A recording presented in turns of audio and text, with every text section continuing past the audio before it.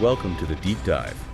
We're here to really get into the details of military doctrine, breaking it down so you can use it effectively. And today, we're tackling a really crucial area: how commanders actually get the time, the space, and the accurate information they need, especially when they're up against a tough, adaptable enemy. It's fundamental stuff. Yeah. And our main guide for this discussion is Field Manual 398, Reconnaissance and Security Operations, the January 2023 version. That's right. Our goal here is pretty straightforward. Unpack the core ideas from this manual. We're talking about planning, executing these ops at the tactical level, looking at the key things to consider, the different forms and methods, the types of operations it lays out. And it's so much more than just, sending some scouts out ahead. These operations are really the bedrock that reduces risk for the whole brigade combat team.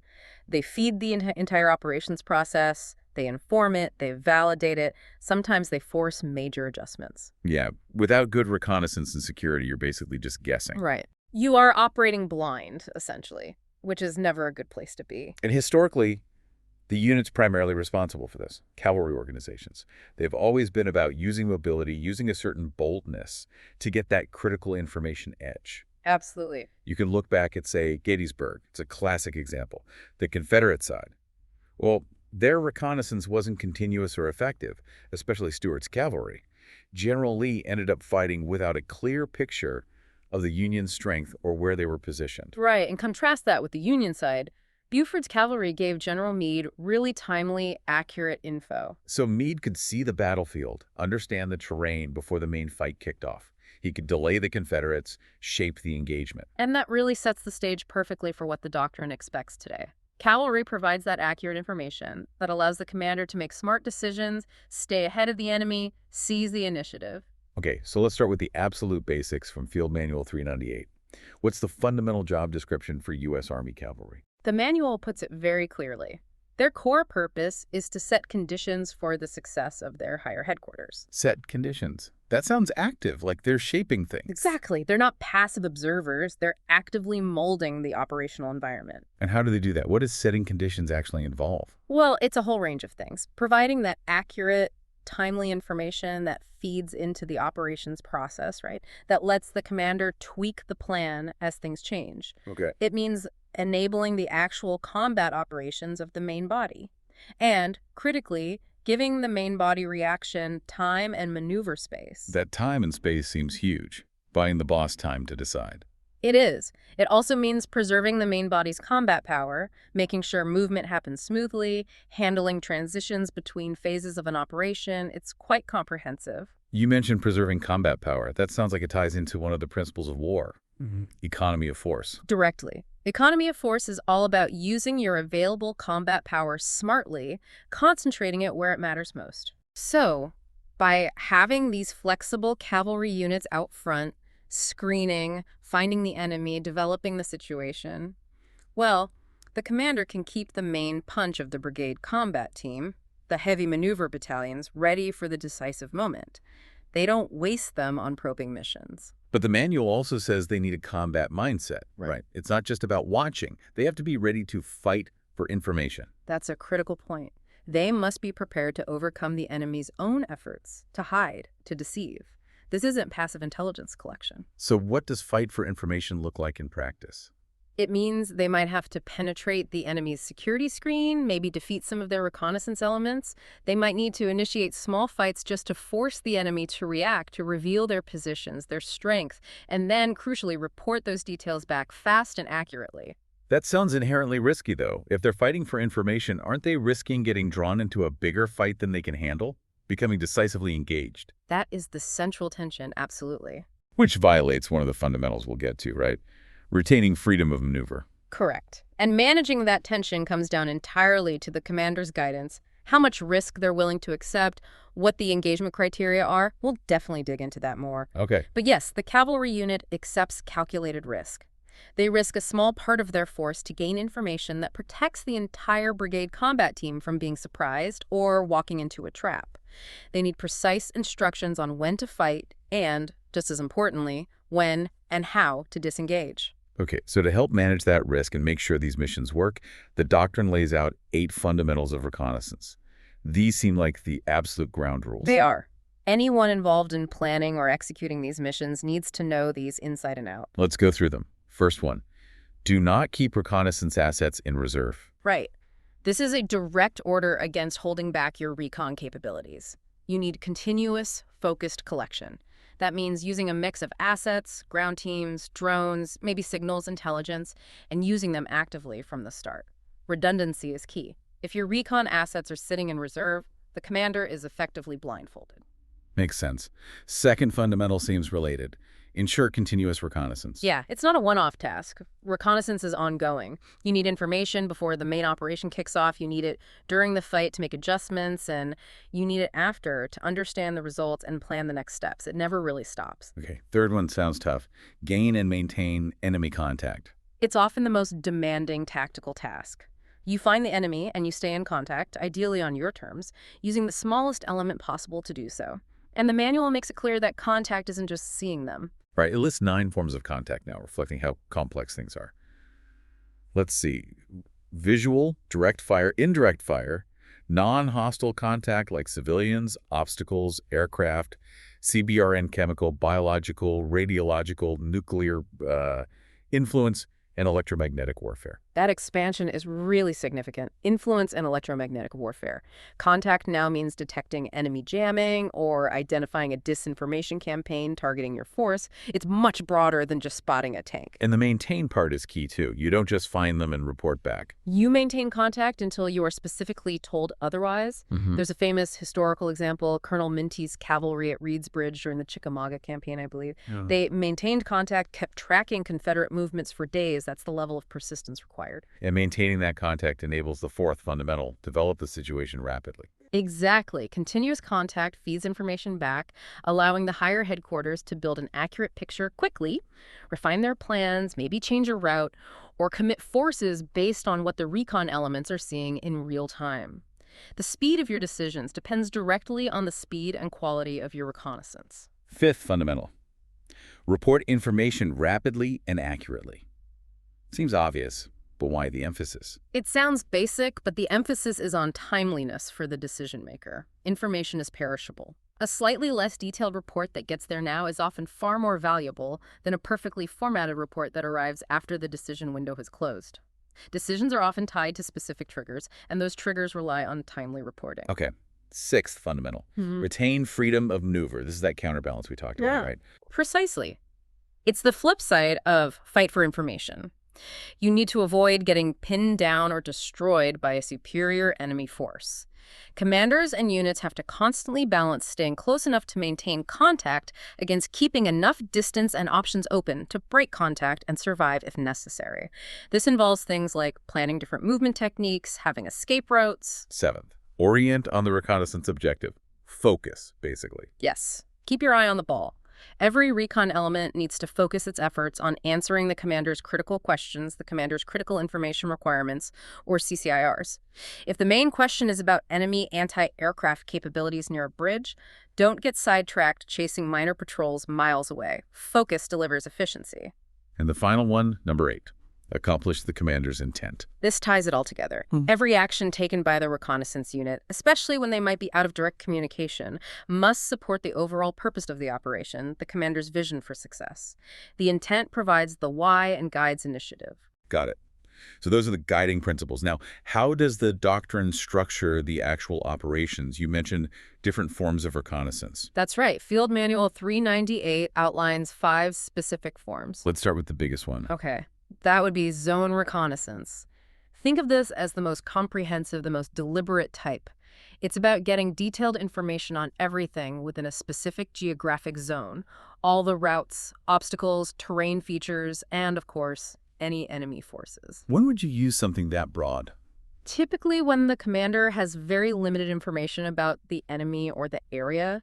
It often happens before the main brigade combat team moves into that zone to clear the way and build a detailed picture. And the tasks involved must be pretty extensive. They are.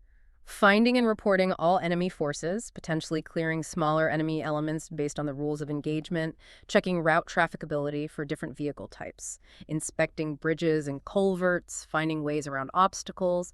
It's a massive undertaking. Okay, so that's the wide view. What's next? Moving in a bit, you have area reconnaissance.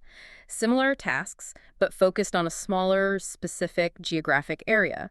This might be a particular town, a suspected enemy assembly area, something the commander has designated as a named area of interest, or maybe a target area of interest. So still detailed, but geographically constrained. Exactly. Often used to confirm or deny a specific piece of intelligence about a location. Then there's route reconnaissance. Sounds pretty self-explanatory.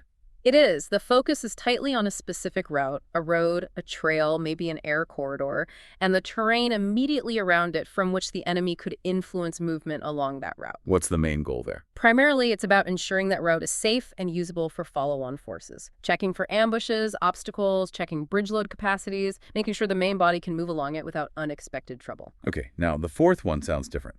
Reconnaissance in force. It is very different. This is a much larger operation, usually conducted by a battalion-sized task force, sometimes even bigger. The whole point is to make the enemy react, to find out their strength, where they are, and how they'll fight by engaging them deliberately.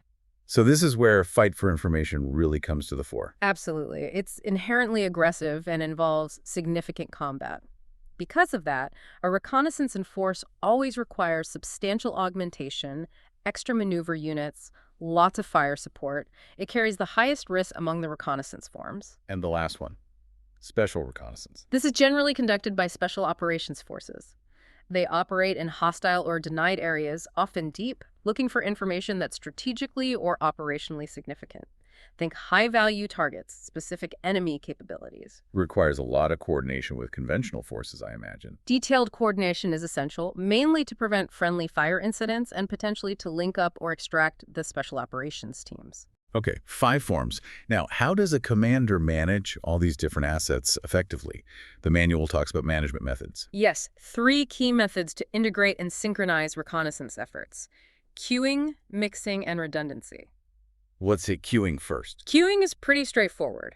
One reconnaissance or surveillance system detects something, and that detection triggers or cues another, different system to take a closer look. Like a ground sensor picks up movement, and that tells a drone pilot where to point their camera. Exactly, that kind of thing. Or maybe an electronic warfare unit detects a specific signal, which cues a ground patrol to move towards that signal's origin. It links different capabilities together efficiently. Okay. Second method, mixing. Mixing involves using 2 or more different types of assets to collect against the same information requirement. Can you give an example? Sure, you might have a ground observation post watching a valley and task a signals intelligence team to monitor communications traffic in that same valley and maybe have an unmanned aircraft system fly over it periodically.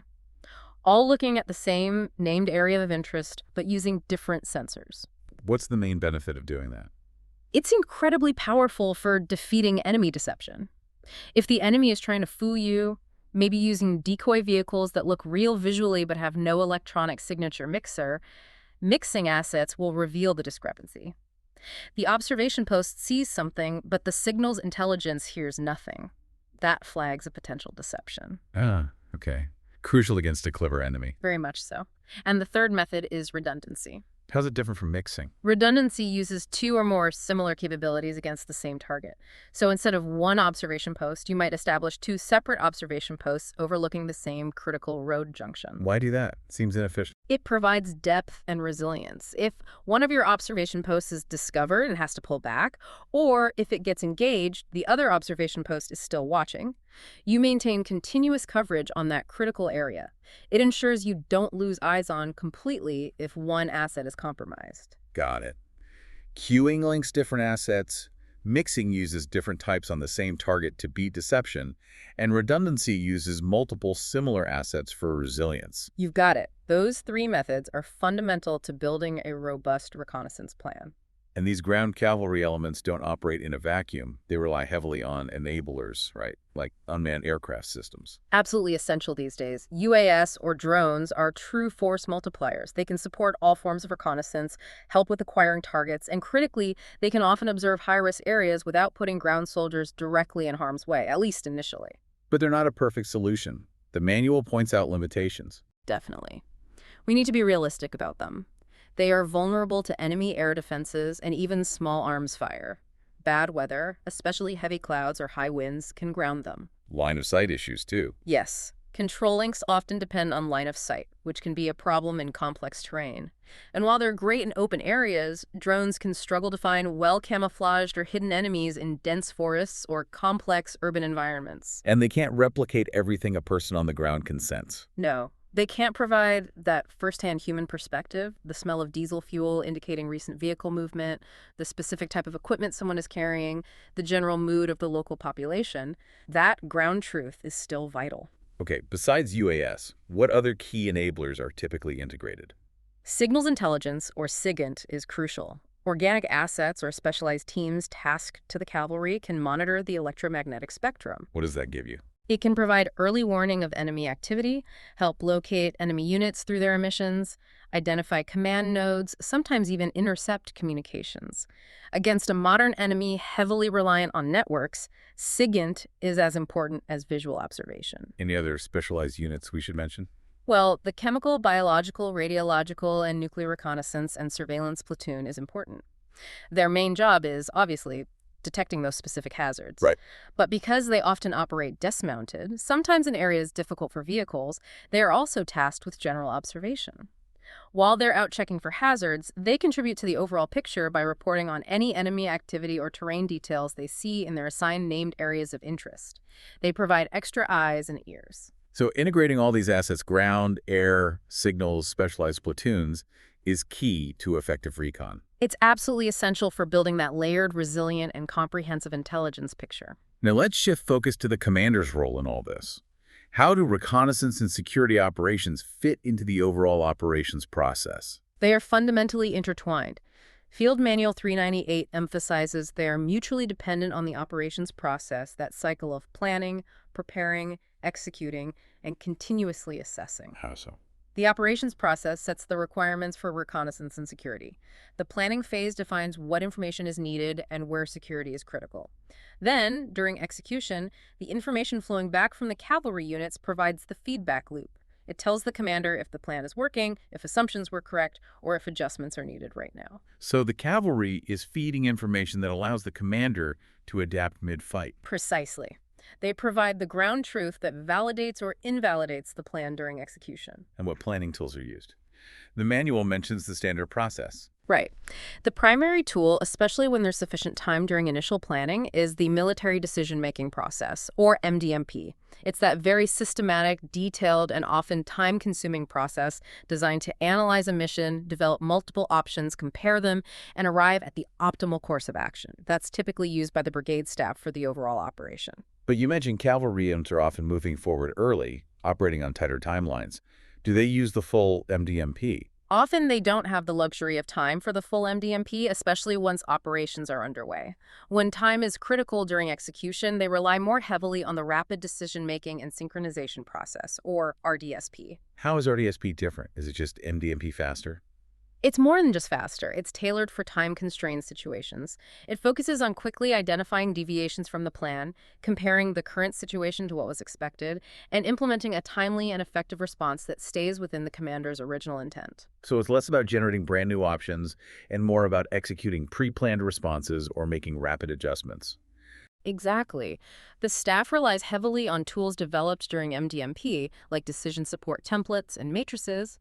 When a recon element reports something crossing a trigger line or hitting a decision point, the RDSP allows the staff to quickly recommend the associated action, maybe shifting fires, committing a reserve, changing a route, and synchronize it rapidly. It's about quick, effective action based on new information. And the engine driving all this information collection is the commander's critical information requirements, the CCIRs. Absolutely central. The CCIRs dictate what information the commander needs most urgently to make key decisions at specific points in the operation. They are constantly reviewed, updated, prioritized, and directly linked to the planned scheme of maneuver and those critical decision points. The manual breaks down information requirements into a few categories, right? Yes, there's a structure. At the top level, related to our own forces, are the Friendly Force Information Requirements, or FFIRs. This is information the commander needs about the status of their own units. Like what? Things like, has a key unit lost communication? Are fuel levels critically low? Have we suffered significant combat losses or equipment failures that affect our ability to continue the mission? Knowing the status of your own force is crucial. Okay. then focusing on the enemy. That's where the intelligence staff plays a key role. They take the commander's broad questions about the enemy and refine them into indicators. An indicator is a specific piece of observable information that suggests the enemy might be adopting a particular course of action. Can you give an example of an indicator? Sure, an indicator might be something like observation of enemy engineer vehicles deploying bridging equipment near River X, suggesting an intent to cross there, or detection of increased enemy radio traffic in Sector Y, possibly indicating preparations for an attack. And those indicators then lead to specific taskings for the recon assets. Exactly. The indicators are translated into specific information requirements, or SIRs. And SIRs is a detailed question assigned to a specific collection asset tailored to its capabilities. It essentially says, Unit A, using sensor B, go look at location C to confirm or deny indicator D. So it connects the commander's big questions all the way down to a specific drone or patrol mission. Precisely. That clear linkage ensures the collection effort is focused and efficient, directly answering what the commander needs to know. Beyond the CCIRs, the commander provides more specific guidance for the reconnaissance mission itself, right? Yes, the reconnaissance guidance is critical, especially because cavalry units often deploy before the rest of the force and need clear instructions early. This guidance typically has three main parts: focus, tempo, and engagement-disengagement criteria. Okay, let's break those down. Focus. Focus tells the cavalry unit what to prioritize. Is the main concern the enemy main body? Is it the disposition of enemy air defenses? Is it the condition of critical infrastructure? Or maybe the activities of the civilian population? The focus directs their primary effort, usually aligned with the components of intelligence preparation of the battlefield threat, terrain, weather, civil considerations. Second part, reconnaissance tempo. Tempo dictates the speed and intensity. Is this a rapid reconnaissance, emphasizing speed, stealth, and getting a quick look? Or is it deliberate, meaning more methodical, detailed collection, potentially accepting more risk or committing more combat power to get thorough information? The required tempo shapes how the unit operates. Yeah, and the third part sounds like the most critical for managing that risk we discussed: engagement and disengagement criteria. Absolutely vital. These are the specific rules of the road for combat. They tell the cavalry unit exactly when they are authorized to initiate combat, against what types of enemy forces, and just as importantly, under what conditions they must break contact and withdraw. And the manual stresses being precise here, right? Not just saying be aggressive. Precision is paramount. Vague guidance like be aggressive or be discreet is useless and dangerous. The criteria must specify things like enemy unit size, engage enemy recon teams up to squad size, or composition. Do not engage enemy main battle tanks. It gives the commander on the ground clear boundaries. And this ties into bypass criteria as well. Yes. Bypass criteria specify which enemy forces the reconnaissance element can or should avoid, usually based on size or type. But, and this is key, bypassing doesn't mean ignoring. The unit still needs to report the bypassed enemy's location, composition, and activity, and maintain observation if possible, so the higher commander knows they're there and can deal with them later. Okay, that covers the commander's role in guiding reconnaissance. Let's switch gears to the other side of the coin: security operations. Right. While reconnaissance is about finding information, security is about protection, providing warning, time, and space for the force being protected. And like reconnaissance, security operations have their own set of fundamentals. They do. 5 fundamentals guide all security missions. First, provide early and accurate warning. Detect the enemy as soon as possible, as far out as possible, and report clearly what you see. This means operating at a distance from the main body. Second fundamental. Provide reaction time and maneuver space. By being out front or on the flank and offering resistance, the security force slows the enemy down, disrupts their approach, and buys time for the protected force to react, make decisions, or reposition. The farther out the security force operates and the more resistance it offers, the more time and space it creates. Third, orient on the protected force, area, or facility. This means all the security force's actions are focused inward towards protecting the main body or the designated area. They position themselves between the threat and the protected force and maintain that relative position, even if the main body is moving. Fourth fundamental sounds familiar: perform continuous reconnaissance. Yes, security forces can't just sit passively in a defensive posture. They have to actively seek out the enemy, understand the terrain the enemy might use, and basically perform reconnaissance within their security mission. It's inherent to providing effective security. And the fifth fundamental: also echoes reconnaissance. Maintain enemy contact. Once contact is made, visual, electronic, whatever form the security force generally maintains it, unless specifically ordered to break contact by the commander of the protected force. This continuous observation prevents the enemy from maneuvering undetected and surprising the main body. Now, if we're doing reconnaissance, we have to assume the enemy's trying to do the same to us. That brings up counter-reconnaissance. Absolutely. Counter-reconnaissance is a specific tactical task, and it's an inherent part of all security operations. It's about actively defeating the enemy's reconnaissance efforts. How do you do that? It has two main goals. First, deny the enemy information, blind them, prevent them from seeing your main body's disposition or intentions. Second, actively destroy or repel their reconnaissance elements, drones, scouts, patrols, before they can effectively report back. So it's an active fight against their eyes and ears? It is. The intelligence staff helps plan this by predicting where and how the enemy is likely to conduct reconnaissance. Then the security force sets traps, positions observation posts to detect them, uses ambushes, maybe employs electronic warfare to jam their systems. A successful counter-recon fight forces the enemy to operate without good intelligence, which is a major disadvantage for them. Okay, let's talk about the different types of security operations. The manual categorizes them based on the level of protection they offer. Right. They range from providing basic warning to offering significant protection through combat power. The farther out they operate and the more protection they provide, generally the more resources they require. What's the most basic level? That's a screen. A screen's primary job is early warning. They use observation posts, patrols, sensors spread out over a wide area. They aim to detect and report enemy movement, but are explicitly designed to avoid decisive engagement. They provide the least protection, but cover the largest area with the fewest troops. Think of them like a tripwire. Okay, moving up in protection level. Next is a guard. A guard mission is significantly more robust. They still provide warning, but their task is to protect the main body by fighting to gain time. They aim to prevent enemy ground observation and direct fire against the protected force. So they actively engage the enemy. Yes. They conduct reconnaissance and counter-reconnaissance, and they will fight advancing enemy forces to delay them and disrupt their formations. Guard missions require significantly more combat power than screens and operate farther away from the main body. You have specific types like advance guard, flank guard, and rear guard depending on their position relative to the main force. And the highest level of security. That's a cover. A covering force operation is conducted independent of the main body, often operating so far out that it's beyond the range of the main body's artillery support. Wow, really out there on their own? Yes. Their job is to protect the main body by fighting aggressively to gain time, intercepting, engaging, and delaying the enemy, preventing any enemy ground observation or direct fire on the main force. A cover is typically a brigade-level mission requiring significant combat power and sustainment because they're essentially fighting their own separate battle far forward. That sounds like a huge commitment of resources, potentially violating economy of force, as we discussed earlier. It is a major commitment, and it requires careful consideration. You typically only employ a covering force when the main body needs the absolute maximum time and space to conduct a really critical or vulnerable operation, like crossing a major river under pressure or preparing a hasty defense against a powerful attack. The commander judges that the security provided by the cover is worth the significant resources invested. Okay, screen, guard, cover. Any other type? Yes, there's also area security.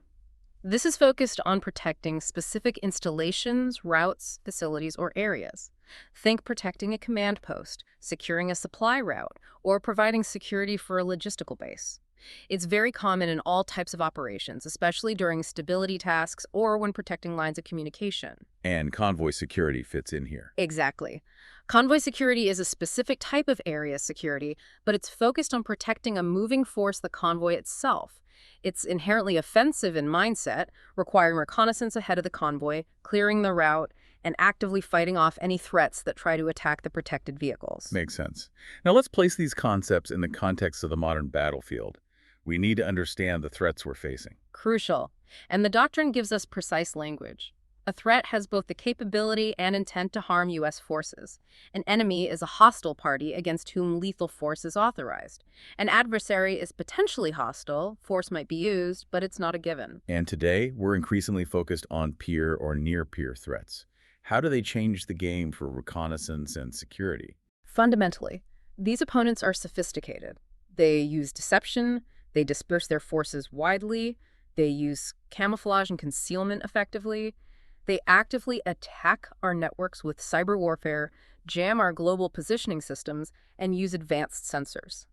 They are actively working to counter our traditional advantages, especially our ability to see and strike precisely. And we're seeing specific tactical models emerge, like the Russian reconnaissance strike model. Yes, this has been observed very clearly, particularly in places like the Donbas region of Ukraine. It's a chillingly effective system. How does it work? It tightly integrates multiple assets.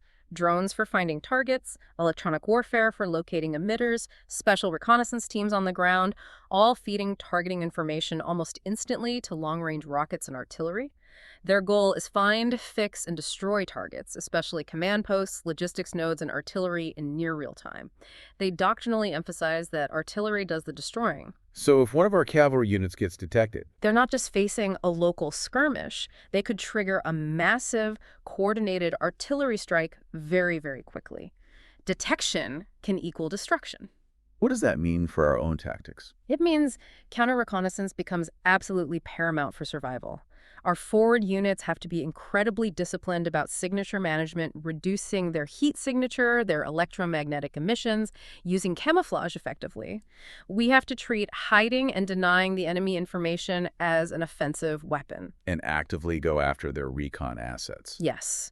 We need to aggressively target their drones, their electronic warfare systems, their forward observers. If we can blind their reconnaissance strike complex, we significantly degrade their ability to effectively target us. It's a constant battle for information dominance, and survival depends on winning it. Okay, that's the high-intensity threat. Yeah. How do these concepts apply in, say, stability operations? The focus must shift quite a bit. It shifts dramatically. You're still doing reconnaissance and security, but what you're looking for changes. How so? Instead of focusing solely on enemy tanks and artillery, reconnaissance and stability ops is often about understanding the human terrain. Identifying not just hostile forces, but also sources of instability, maybe corruption, tribal tensions, infrastructure problems, and sources of stability, local leaders, functioning markets, security forces. You're collecting information about the population, their perceptions, their needs. The Tal Afar example from Iraq in 2005 is mentioned in the context of this. It's an excellent case study. Initially, the cavalry squadron there conducted intense combat operations, basically reconnaissance and force, to understand the complex urban environment and root out insurgents. It was kinetic. But then they transitioned. Exactly. Once a certain level of security was established, they shifted focus. They started securing supply routes, physically isolating parts of the city with berms to control movement, and then moved into area security, training local Iraqi police, supporting governance efforts. So the mission changed from fighting to enabling local partners. Right. And the information needs change, too. Reconnaissance became about assessing the effectiveness of the local police, understanding local grievances, identifying key influencers, more human intelligence focused, often gathered through partnerships rather than just observation posts. And the use of force changes drastically, too, right? Especially fires. Hugely important in stability ops. Collateral damage is a major concern. The manual emphasizes using precision munitions like guided rockets or GPS-guided artillery shells like Excalibur to minimize harm to civilians and infrastructure.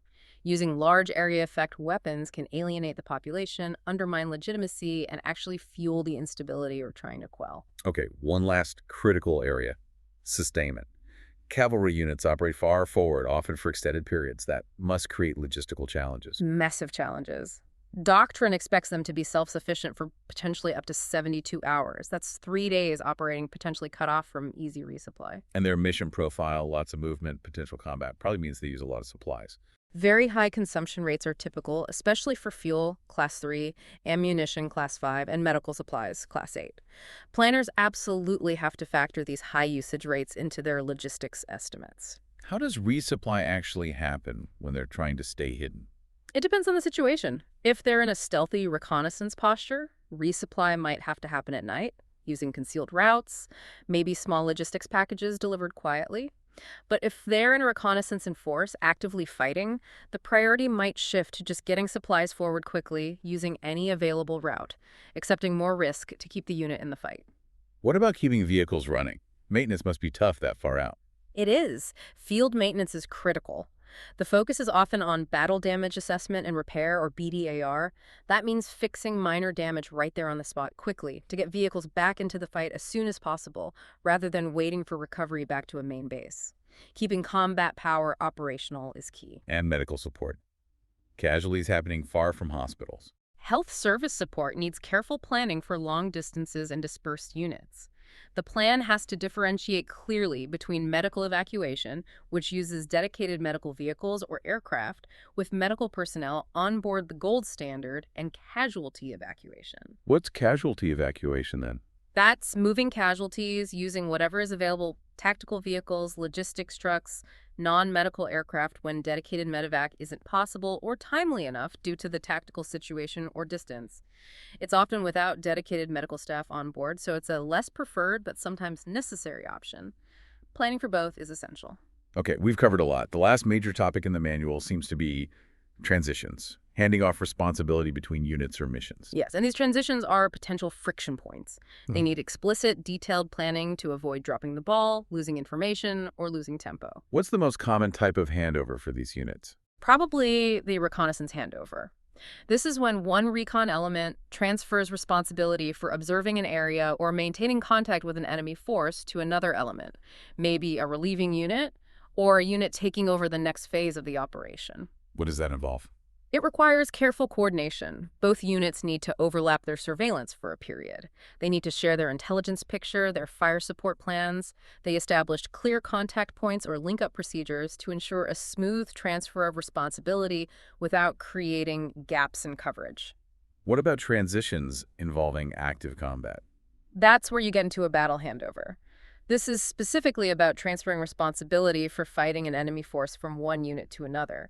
It's often associated with a passage of lines. Passage of lines. That's one unit moving through another's positions. Exactly. It can be a forward passage of lines where an attacking unit moves through a stationary unit to continue the attack, or a rearward passage of lines where a unit withdraws through another unit's positions, maybe a security force pulling back through the main defensive line. What's key to making that work smoothly?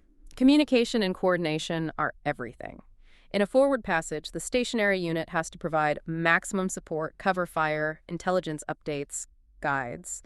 They need to ensure the passing unit doesn't just run straight into the enemy's main defenses unprepared. In a rearward passage, the stationary unit needs to be ready to assume responsibility for the fight as the withdrawing unit passes through. And the final type of transition mentioned is a relief in place. Right. This is when one unit completely replaces another unit in its operational area, taking over its mission and responsibilities. The relieved unit might be pulling back to rest, refit, decontaminate, or prepare for a completely different mission. Seems like it could be complex, especially if under pressure. Extremely complex.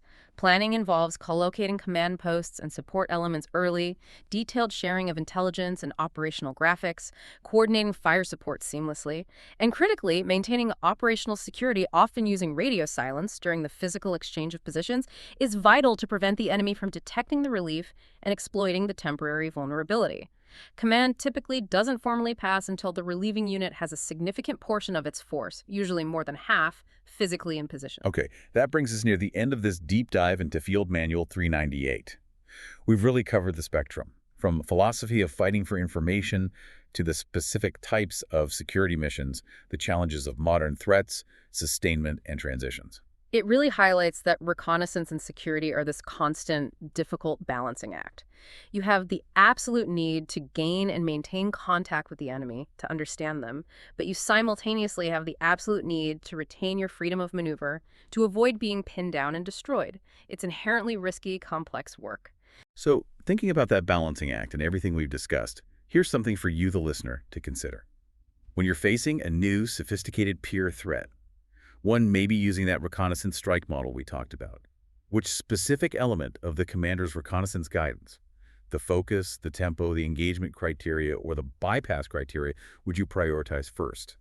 And why would that specific element be the most critical for your unit's survival and mission success in that dangerous environment? That's the kind of tough question planners and commanders grapple with constantly. Until next time, keep thinking deep.